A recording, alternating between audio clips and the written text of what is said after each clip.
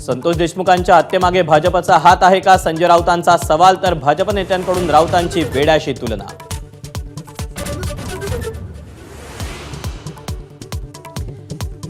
धनंजय मुंडे आणि सुरेश धस यांच्या भेटीची बातमी फोडण्यावरून राजकारण. जितेंद्र आव्हाडांचं बावनकुळेंकडे बोट. तर बातमी फोडण्याचा प्रश्नच नाही, बावनकुळेंकडून खंडन.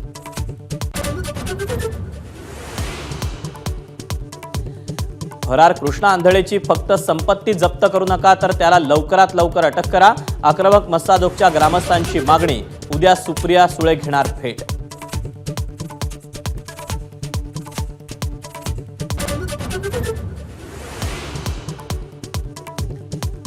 ऑनलाईन ऑर्डर केलेली खतं पोहोचू दिली नसल्याचा दमान यांचा आरोप. तर कोणत्याही ई कॉमर्सला इफ्कोची उत्पादनं विकण्याचा अधिकार नाही.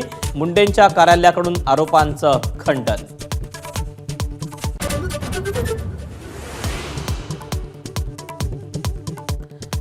शरद पवारांच्या राष्ट्रवादीचे प्रदेशाध्यक्ष जयंत पाटलांकडून कॉलेजच्या कार्यक्रमासाठी नितीन गडकरींना आमंत्रण.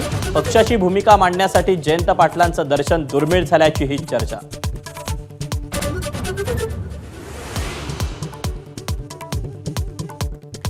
वाय दर्जाची सुरक्षा असणाऱ्या शिवसेना आमदारांच्या सुरक्षेत कपात. सुरक्षा कमी केल्यानं सेनेच्या आमदारांचा संताप. तर काही राष्ट्रवादी भाजप नेत्यांचाही सुरक्षेत खट.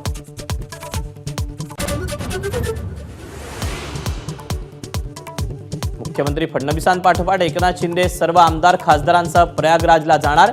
येत्या 19 ते 21 फेब्रुवारी दरम्यान दौरा निश्चित.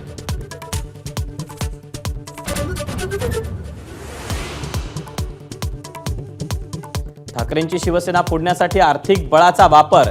यवतमाळचे खासदार संजय देशमुखांचा शिंदेंच्या शिवसेनेकडे अंगुली निर्देश. संसदेच्या अधिवेशनातही ऑपरेशन टायगरची चर्चा.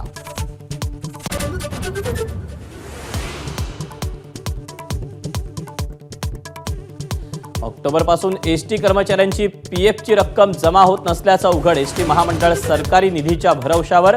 अडचणीच्या काळात रक्कम कोण देणार? कर्मचाऱ्यांचा प्रश्न.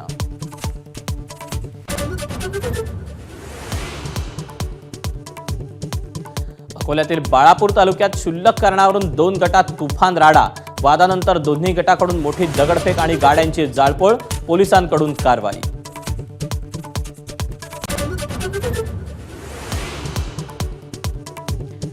रिझर्व्ह बँकेच्या निर्बंधांनी हवालदिल सहकारी बँक खातेदारांना दिलासा देण्याचा विचार.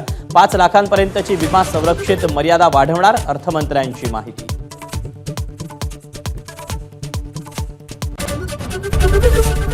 एबीपी माझा, उघडा डोळे बघा नीट.